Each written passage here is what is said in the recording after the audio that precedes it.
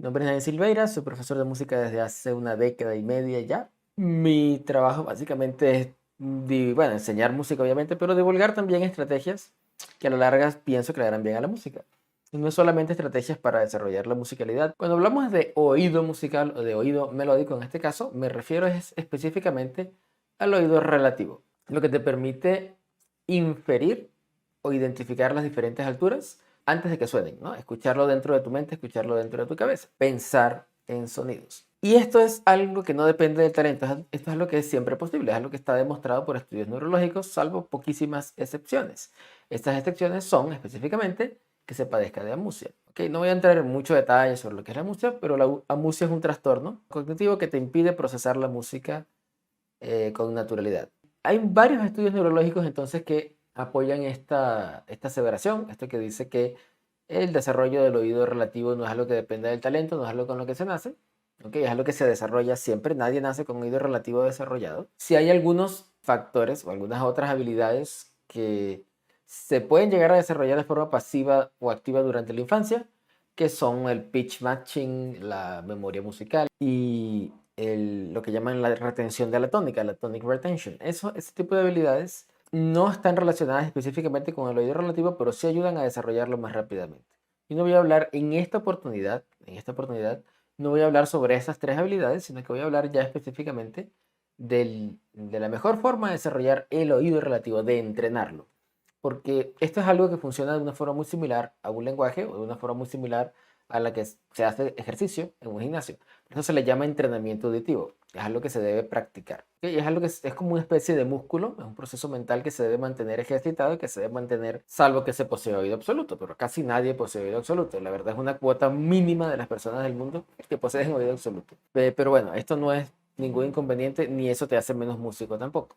Así como tener oído absoluto tampoco te convierte en un buen músico. ¿Okay? Sí te da una plataforma para desarrollarte más rápidamente, pero realmente el oído absoluto no se traduce en buena musicalidad ni en musicalidad. De igual manera hay que estudiar oído relativo y estudiar estructuras musicales y entrenar la creatividad y todo ese tipo de elementos que es lo que hace un buen músico. El estudio en cuestión sobre el que voy a hablar reside en esas estrategias que nos permiten desarrollar el oído pues más rápidamente. Se llama así: The Psychological Representation of Musical Pitch in a Tonal Context. Por si acaso tienen curiosidad, este no lo he conseguido en español, creo que no existe en español, por la doctora Carol Krug Hansel. No voy a entrar en muchos detalles técnicos porque esto es un estudio neurológico y habla sobre, bueno, análisis de organización cortical y sobre todo análisis estadísticos. Que por si acaso tienen curiosidad, quieren saber de dónde sale este tipo de estudios. Este estudio básicamente en lo que concluye, porque voy a hablar específicamente de las conclusiones del estudio, cuando nosotros escuchamos música específicamente, escuchamos sonidos de altura definida. El sonido musical es sonido que tiene ondas simétricas. ¿Okay? Y el sonido no musical es sonido que tiene ondas asimétricas. Si bien esto es una definición un poquito ambigua, ¿okay? Básicamente un sonido musical tiene altura definida, es lo que llaman musical pitch, como esto. El sonido de altura no definida es esto. ¿Okay? No, ahí no hay nota, es simplemente un golpe, como cuando tiras unas llaves o cuando golpeas una puerta. Eso no tiene una altura, es de altura indeterminada. En inglés ellos le dicen musical pitch o sonido musical de alguna manera, pero musicalmente quizás eso no nos interesa tanto porque yo puedo utilizar un sonido como este, como el aplauso, para hacer música. Hay música que tiene aplauso. Lo que sí es que no sirve para hacer melodías. ¿Okay? A eso se refiere esa distinción. Entonces quiero hacer esa separación. Esto aquí arriba es musical pitch o sonido musical de altura definida y este de acá abajo es de altura no definida. ¿Ok? Por si acaso, de altura no definida. Entonces, cuando nosotros escuchamos sonidos de altura definida, así, siempre lo hacemos dentro del contexto, de un contexto musical. No hay manera de desprenderse de un contexto musical. Nuestro cerebro siempre va a intentar ajustar ese sonido y relacionarlo con alguna estructura que ya tenga en su mente, en su cabeza. Y esto es independiente de todo. Es independiente de la cultura, es independiente de todo. ¿Ok? Lo que puede llegar a variar son las estructuras que tienes en la cabeza, porque varían de un país a otro, obviamente, depende de la cultura, Pero nosotros somos occidentales, ¿ok? Y en Occidente utilizamos una estructura muy famosa que es la estructura de la escala mayor. Y creo que todo el mundo ha escuchado la escala mayor, ¿ok? La estructura de la escala mayor es esta. ¿Ok? Es una estructura de 7 sonidos de altura distinta y que finalizan con la octava. La octava es el mismo sonido, pero en una serie, lo que llamamos una serie más aguda, separados por una octava. ¿Ok? Para el que no tiene idea de qué son los intervalos y todo eso, bueno, es importante que lo sepan, no lo voy a explicar ahorita, pero tampoco quiero dedicarme demasiado a hablar sobre la teoría musical en sí, porque, bueno, a pesar de que es necesaria, es algo que lleva tiempo, pues eso no se puede dar en una sola clase. Voy a explicar solamente lo necesario para que puedan empezar a poner en práctica este tipo de cosas, ¿no? Para que puedan empezar a entrenarse en este sentido, ¿ok? Entrenar el oído relativo. Muchas veces no sabemos por dónde comenzar y ese es el mayor problema, porque sí, es entrenamiento auditivo, tiene que estudiarse todos los días, tiene que entrenarse de forma diaria y ese entrenamiento tiene que estar estructurado para que sea efectivo. Porque tú puedes entrenar mal y el entrenamiento no es efectivo, creas malos hábitos y lo que haces es generar un gran torbellino de confusión, un gran torbellino de malos hábitos que no te lleva a ningún lado, solamente al fracaso. Es común, eso le pasa a la gran mayoría de los músicos, hay otros a los que no les pasa, por diferentes motivos. ¿Okay? No vamos a hablar sobre a los que sí les pasa, sino vamos a hablar la forma de cómo solucionarlo. Para poder poner en práctica todo esto tienen que aplicar algo que se llama pitch matching.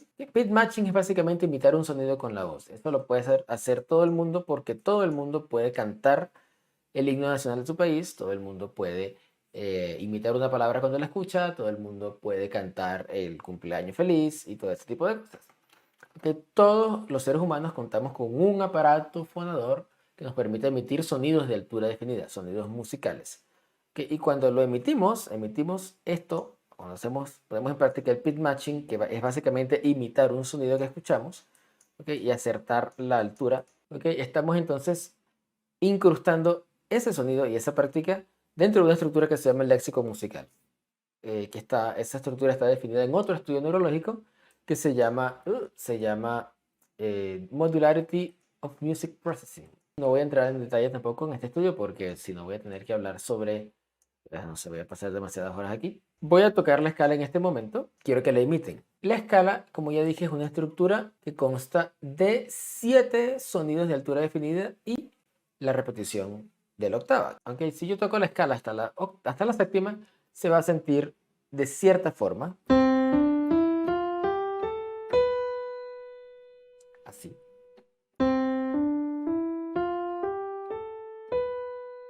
¿Intenten hacerlo?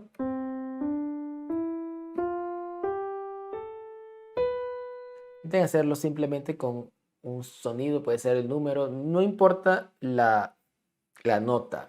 Que de momento estamos hablando de oído relativo y no de oído absoluto. Así que vamos a olvidarnos de las sílabas de solfeo, de las notas musicales y todo eso y vamos a concentrarnos en el sonido puro. ¿Okay? En el puro sonido. Aquí en este caso,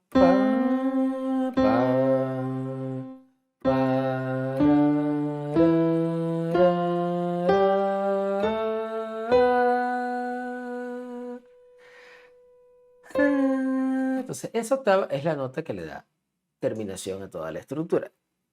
De ese grupo de notas, no todas las notas se sienten de la misma forma y nunca se van a sentir de la misma forma.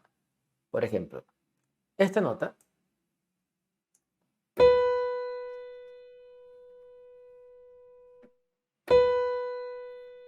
se siente de una forma particular, específicamente se siente como a tensión, ¿ok? Te está demandando algún tipo de resolución, es decir, está representando una especie de situación problemática que debe ser resuelta, ¿no?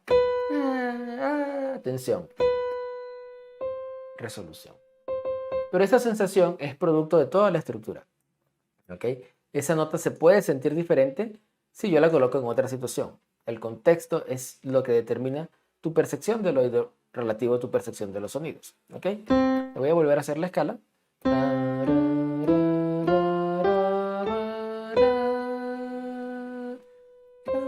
Este es el sonido de la séptima específicamente.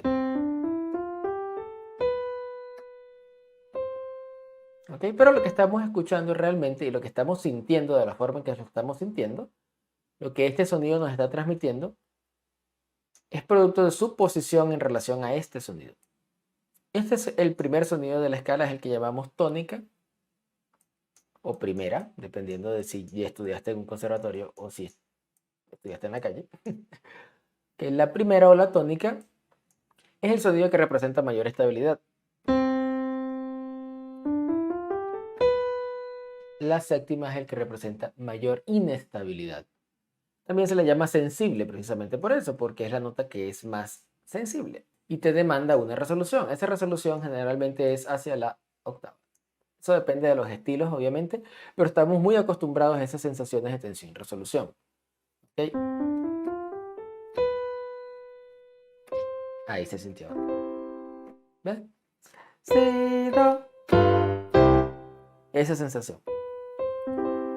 Estoy empezando a hablar del oído melódico y a hablar del reconocimiento de las alturas dentro del contexto de la escala, porque de allí, entendiendo bien esto y reconociendo bien todas las notas por lo que llamamos el color de la nota de la escala, se puede empezar a inferir cualquier otra estructura que no sea la escala mayor. Y se pueden hacer también sonidos que no son propios de la escala mayor. Y nosotros en Occidente y en todas, realmente esto ocurre en todas las culturas en donde se hace música, que básicamente todas, tenemos dos tipos de sonidos, ¿no? Sonidos que forman parte de la estructura y sonidos que no forman parte de la estructura. En Occidente, o sea, en esta parte del mundo, les decimos notas diatónicas, que son estas, las notas que forman parte de la escala, ¿ok? Y notas que no son diatónicas, no diatónicas. Las notas no diatónicas son sonidos que se encuentran fuera de la escala. ¿Okay? Esos sonidos se encuentran aquí, aquí, aquí, aquí y aquí. Son 5 en total. Esas son las últimas que se deben estudiar porque son las notas más difíciles de reconocer al oído. ¿Okay? Y tienen sensaciones un poco más complejas, diferentes niveles de tensión y que resuelven de cierta manera. ¿Okay? Ahora, no vamos a trabajar con las notas no diatónicas por ahora, ¿okay? Pero sí vamos a trabajar con las notas que son diatónicas. Ahora, de las notas que son diatónicas, también hay una jerarquía allí. Hay notas que se sienten más estables que otras y notas que se deben empezar a trabajar por encima de las otras. Bueno, hablé de la sensible, pero la sensible es quizás la más fácil de reconocer, pero por las razones equivocadas, porque es la que genera más tensión. Sensible, tónica. Voy a cambiar el contexto todo. Esta nota se escucha a. Atención, resolución. Esa nota. Ahora escúchenla sobre esta otra situación.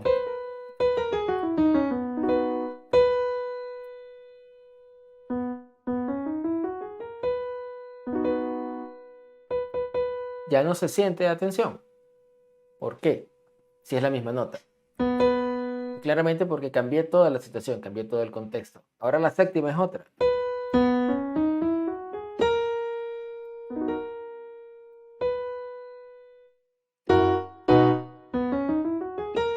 Ahora la séptima es esta. ¿Ves?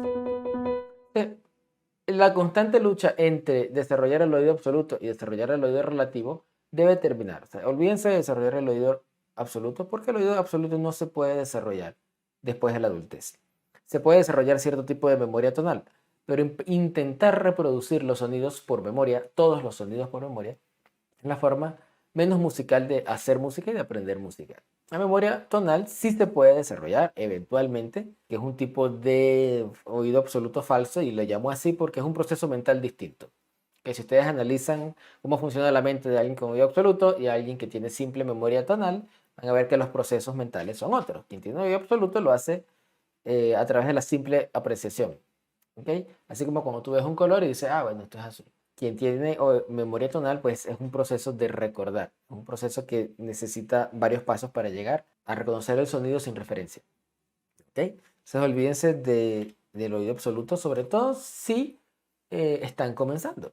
Bueno, aprovechando que estoy hablando de eso de fuera de contexto, también les voy a decir qué cosas deben evitar, porque les hacen daño al desarrollo del oído musical y del oído relativo en sí. Por ejemplo, estudiar ejercicios de intervalos fuera de contexto les hace un mal Tremendo. ¿Qué es intervalo fuera de contexto? Pues aprenderse intervalos de memoria descontextualizados. Por ejemplo, yo sé que la quinta suena de cierta forma, pan, pan. Ese tipo de ejercicios de intervalos, que son los más comunes en las escuelas de música, tampoco sirven para desarrollar el oído relativo. Que sirven, bueno, para reconocer intervalos sueltos. Pero como tú vas a leer una partitura, por ejemplo, y quieres saber cómo suena sin tocarla, cuando quieres transcribir una melodía por oídos solamente y quieres saber qué es lo que está ocurriendo allí sin tener que tocarla, tú no vas a pensar de forma silábica. O sea, tú no vas a pensar, aquí hay una cuarta, después hay una segunda, después hay una quinta. Tú no escuchas así. Nadie escucha así. La gente escucha movimientos. Ah, bueno, estaba aquí, fue subiendo. Ah, luego bajó a la segunda. Ah, luego subió a la sexta. Tú escuchas líneas melódicas. Te escuchas que sí.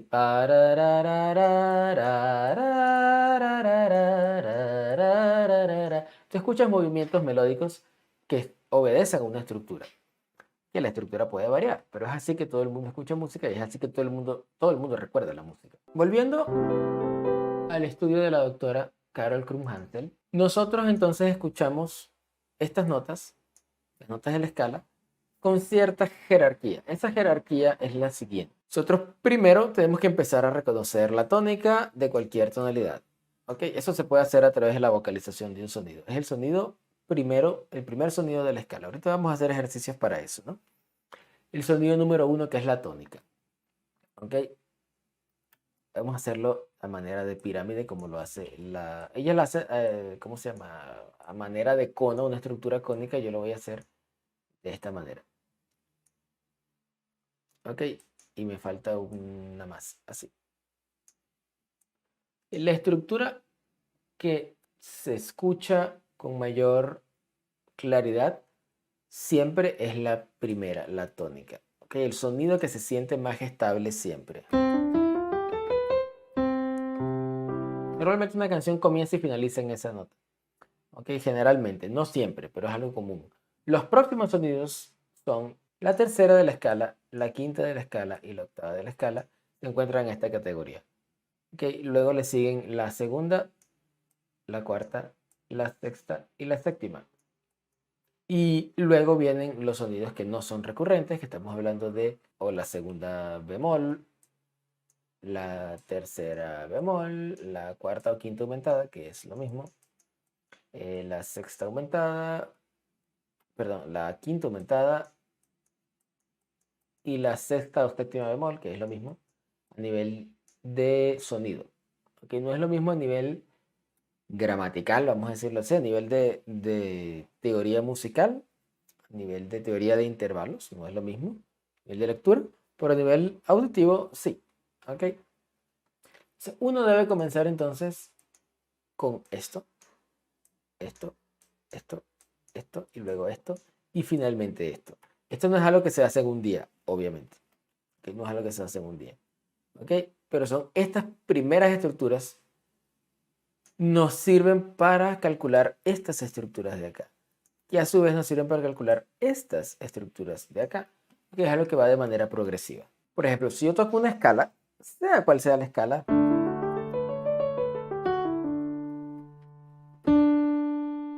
ese es el sonido número uno. Y se siente siempre y es fácil de reconocer. Uno. ¿Ok? Entonces intenten cantarlo de momento. Voy a hacer una secuencia de acordes simple. 3 acordes solamente. Y van a intentar vocalizar el sonido del número uno sin que yo se los diga. Sin que yo se los diga. ¿Ok? Vamos a hacer varios ejercicios sueltos. ¿Ok?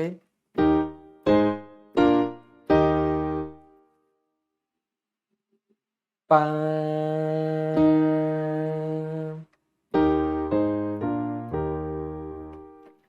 pan. Ahí está el número uno. Si hago esto.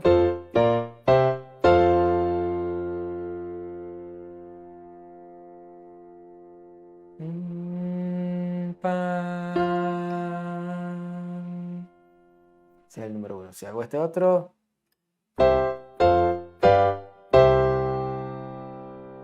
Pan.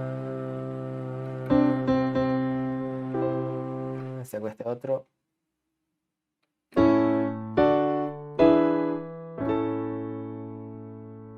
Pan.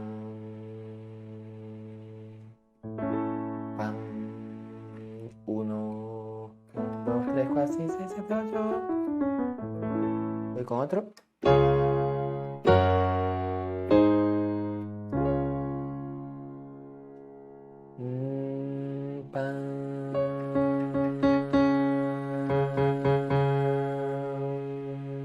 Otro.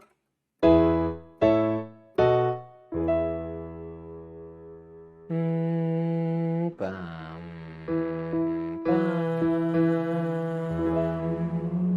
¿Ok? Esa es la premisa básica para hacer esto. Se puede hacer para el que ya tiene un pequeño conocimiento de armonía. Intenten tocar, o si ya conocen, saben un poco sobre cómo manejarse con un instrumento armónico, pues en este caso por eso es que esto es bueno hacerlo con un profesor, porque él te va a guiar en el entrenamiento, ¿ok? Pero si ya tienes una idea más o menos clara de cómo funciona la armonía, simplemente tocar un primero, un cuarto y un quinto, y luego el primero nuevamente, de cualquier tonalidad, sin que antes hayas tocado la tónica, sin tocar la tónica, es tocar el acorde. Eso te da el contexto. ¿Okay? Recuerdo que el nombre del estudio es este: The Psychological Representation of Musical Pitch in a Tonal Context. Y la palabra clave aquí es contexto, contexto tonal. ¿Okay? Y eso es lo que le da contexto al estudio, lo que están haciendo. Pero no es tocar la nota. No es tocar la nota sola y después cantarla, no. No es eso. ¿Okay? Es dar la secuencia de acordes y inferir y reproducir el sonido con la voz. ¿Y por qué es importante hacer eso? ¿Por qué es importante reproducir el sonido con la voz? No, porque es así, es como la neurolingüística, ¿no? Lo que tú dices es lo que se te graba en la mente. ¿Okay? Es un proceso mental, así funciona el habla también. Un niño aprende a hablar primero porque escucha mucho y segundo porque imita mucho. Se trata de imitar el sonido que estás escuchando. Eso va a almacenarse inmediatamente en el léxico musical. De la misma forma en que las palabras se almacenan en el léxico verbal. Se almacenan con un proceso muy similar. Y de eso también voy a hablar en el desafío LM3M. ¿Okay? Es para quien está de cero o para quien tiene dificultades con el desarrollo del oído musical y de la musicalidad y todos esos aspectos. Este es mi segundo mejor entrenamiento para el desarrollo de la musicalidad y del oído musical y hasta ahora ha dado excelentes resultados. Allí pueden hacer clic y ver todos los comentarios de la gente que ya ha participado en ese desafío para que vean cuál es la cantidad de provecho que le pueden sacar. Esto, pero multiplicado por, bueno, no sé, por 10. ¿Ok? Porque doy muchísimas horas de contenido. Son clases intensivas y son clases densas. Continuando acá, si hago este otro. Pam,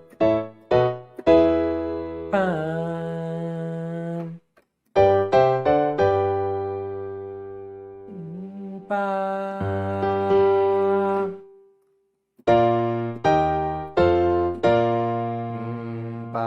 pa. Ok, una vez entendido cómo funciona la tónica, las próximas tres a las que se va a acceder son a la tercera de la escala, a la quinta de la escala y a la octava de la escala. ¿Por qué? Porque esas notas son notas que sintetizan muy bien el sonido general y la sensación general del conjunto de las notas de la escala. Primera, tercera, quinta y octava son notas que te permiten sintetizar el sonido completo de la escala en sí, toda. Porque sintetiza el sonido de la escala. ¿Ok? Estas notas son estas. Que si han estudiado música saben que eso es un arpegio, es el arpegio de la escala, el arpegio de do mayor. Do, mi, sol, do. Bien, esto acá. ¿Cómo suena el arpegio? ¿Cómo debería sonar? Debería sonar para. Pero es lo que tienen que vocalizar y no puedo hacer más énfasis en eso. Tiene que vocalizarse, tiene que tararearse. No tiene que ser perfecto, puede estar hasta desafinado, pero lo más cercano posible al sonido general de eso. ¿Okay? Eso es lo que te permite desbloquear rápidamente y de asimilar rápidamente todos esos sonidos. Una vez que tienes el arpegio firme, el arpegio no es para cantarlo de arriba abajo, así a lo loco, porque sí. ¿Okay? Porque te lo puedes aprender como una canción y lo cantas siempre, ¿no? Digamos, no sé. Para, para, da, ba, da. Para, para, da, ba, da.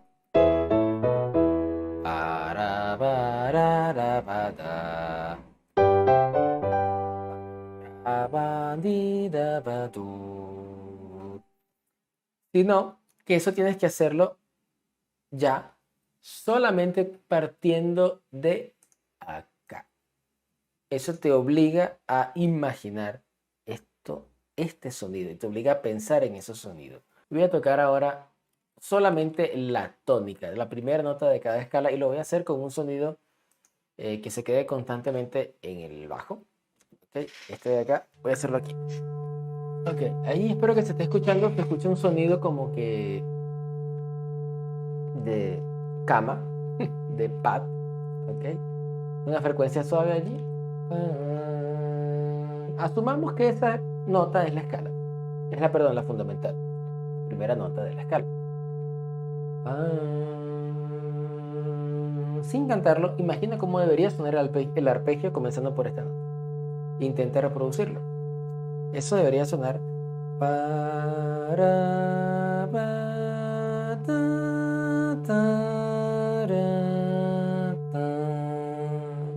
Aquí intenta buscar la resonancia entre tu voz y el sonido que estás escuchando. La resonancia es el punto donde vibra de mejor manera, funciona mejor la armonía. ¿Okay? Ahí eso también sirve para practicar la afinación.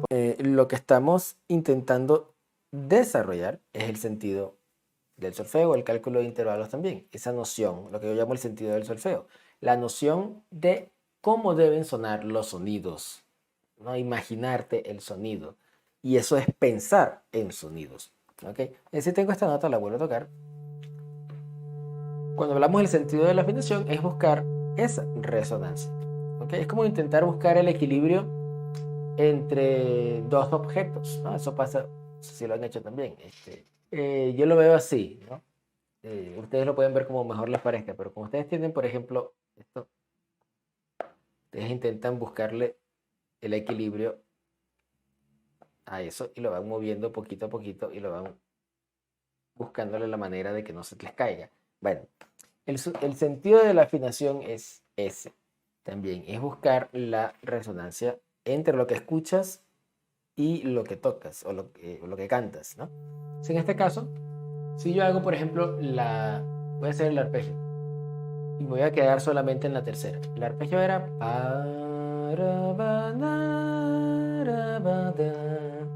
ahora lo voy a hacer cada nota más larga, pero voy a intentar entonces buscar la resonancia allí para conseguir la afinación, el mejor tipo de afinación allí. Si yo tengo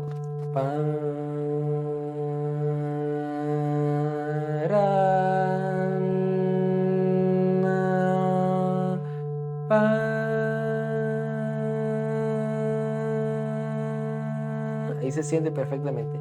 Si yo me muevo un poquito, se pierde la resonancia y se empieza a escuchar fuera. Por ejemplo,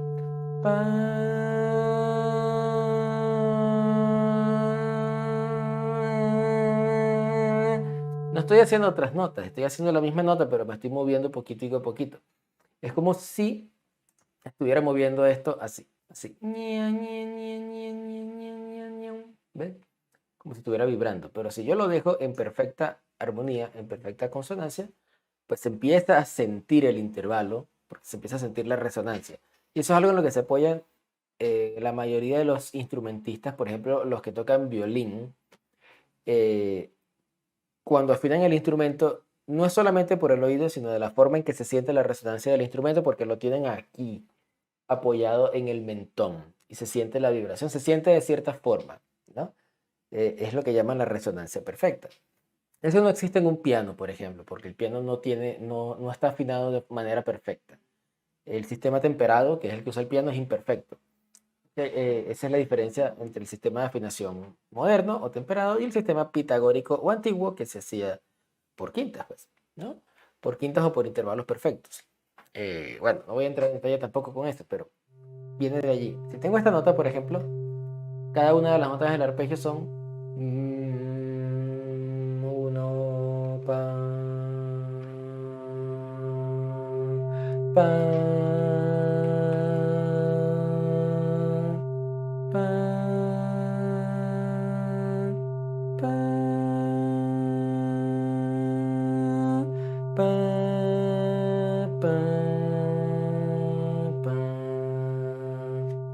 ahora me voy a mover quiero que se muevan junto conmigo. Voy a tocar la nota de solamente el centro tonal, la voy a tocar, va a quedar fija allí para que la usen de referencia. Ese es su contexto tonal. Ya está. Pa, para, pa, pa, pa, pa, primera. Otro detalle. Intenten evitar pensar en palabras cuando están pensando en sonidos. E intenten evitar crear una concordancia o una traducción directa entre palabra y sonido, porque no existe. Es como crear una traducción directa entre color y palabra. O sea, son universos distintos. Es como intentar describir un número sin utilizar el número. O sea, ¿cómo tú me describes la cantidad de 4? El número 4. Bueno, es más que 3, estás usando un número para describirla. Bueno, es menos que 5, estás usando un número para describirla. Bueno, es bastante, es poquito. No existe manera de describir un número salvo diciendo el número. Y no hay forma de describir un color salvo diciendo el color. Y no hay forma de describir un sonido salvo cantando el sonido, escuchando el sonido. ¿Okay? Entonces, cuando uno empieza a mezclar palabra con sonido dentro de la mente, te pierdes. Es como intentar pensar en más de una lengua. O piensas en español o piensas en inglés. Pero no, lo peor que se puede hacer es pensar en español para luego traducirlo al inglés para después decirlo. Así no funcionan los idiomas, así no funciona la mente tampoco. ¿Ok? Entonces, en este caso, voy a dejar de hablar y vamos a intentar concentrarnos. Intenten concentrarse específicamente en los sonidos que están escuchando. ¿Ok?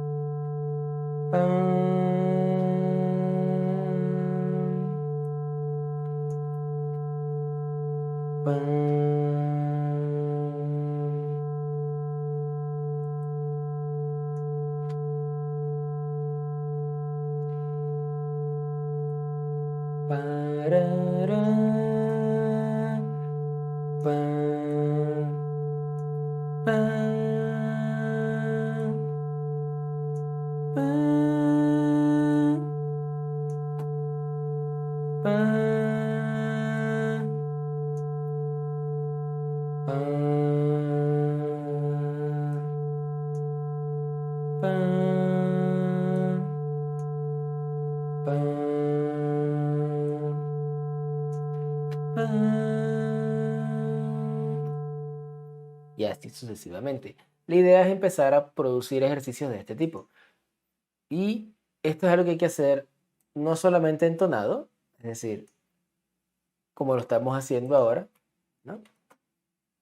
Tener la referencia tonal y empezar a calcular mentalmente cómo suena cada una de estas notas, comenzando por las notas del arpegio, así como lo estamos haciendo, y luego empezar a agregar una a una las notas de la escala, pero a través de su principio de tensión-resolución. Ahorita no va a dar tiempo de hacerla, pero el principio de tensión-resolución el que obedece en estas notas es que la segunda resuelve hacia la primera, la cuarta resuelve hacia la tercera, la sexta resuelve hacia la quinta y la séptima resuelve hacia la octava, hacia arriba. ¿Ok? Entonces, si yo tengo, por ejemplo, 1, 3, 5, 8,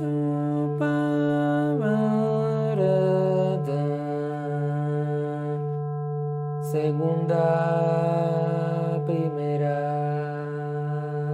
Esas notas se sienten con una inmensa cantidad de tensión.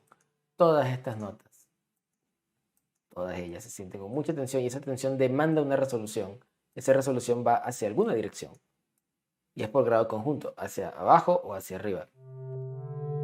Por ejemplo, primera, pa, segunda, para, tercera, pa,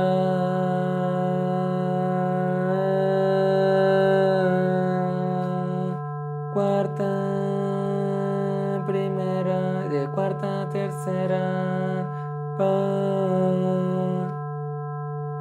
quinta,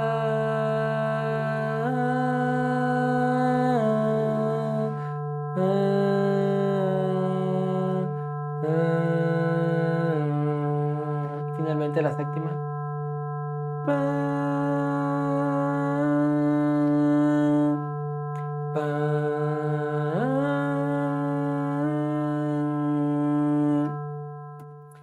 Es básicamente así como se debe estudiar, como se debe entrenar. Obviamente, repito una vez más, la mejor forma de hacer esto también es por solfeo, leyendo partitura. ¿Por qué? Porque la partitura es un material que obviamente te permite tener todo organizado en secuencia. O sea, yo te pudiera decir a ti, bueno, toma, estudiate estos ejercicios, haz uno por día, que esto está organizado en orden, ¿ok? Tocas la tónica y empiezas a calcular los intervalos que están escritos en la partitura. Eso te facilita muchísimo. Y bueno, obviamente leer partituras no es algo que se aprende de un día para otro, pero las bases del sistema musical se aprenden muy rápido. Y yo las enseño en el desafío LM3M. Y repito, el desafío LM3M es mi segundo mejor programa para desarrollar, donde abordo todo lo que se necesita para empezar a desarrollar la musicalidad y el oído musical. Yo doy todas las herramientas que se necesitan para que lo puedas hacer por tu cuenta. ¿Ok? Obviamente no todo el mundo lo puede hacer por su cuenta. Hay gente que necesita la guía. Eso ahí es donde entro yo, obviamente. Pero para quien puede hacerlo por su cuenta, pues el desafío es ideal. ¿Ok? Porque ya quien es autodidacta, bueno, va a tener una idea muchísimo más clara de cómo empezar a entrenarse, cómo empezar a hacer estos ejercicios, porque esto es algo progresivo y es lo que no tiene fin. ¿Ok? Es lo que no se acaba nunca. ¿Ok? Y repito, el desafío LM3M, dejé el link del desafío acá, no está en la descripción, está en los comentarios de este video de YouTube. Lo voy a volver a copiar y lo voy a volver a pegar. ¿Ok? Y para quien no me siga aún en las redes sociales, puede seguirme en este canal, porque doy clases como esta constantemente. Igual en YouTube, en Instagram, donde subo contenido un poquito más ligero, más propio de esa red social, contenido un poquito más motivador y quizás menos denso a nivel teórico y práctico. ¿Ok? Pero que es igual de importante para mantenerte sumergido dentro del mundo del oído musical, la musicalidad, la teoría musical y la música en general. ¿Ok? Muchas gracias a todos por haber participado acá. Y si quieren participar en el desafío del M3M, ¿ok? El desafío no es para todo el mundo, es para quien realmente lo necesita. ¿Ok? Para quien realmente siente que le puede sacar provecho. Muchachos y muchachas, todos los que están presentes aquí, muchas gracias por haber participado en esta masterclass. Espero haberles sido de ayuda. Nos vemos en una próxima edición de esto. Chao, chao.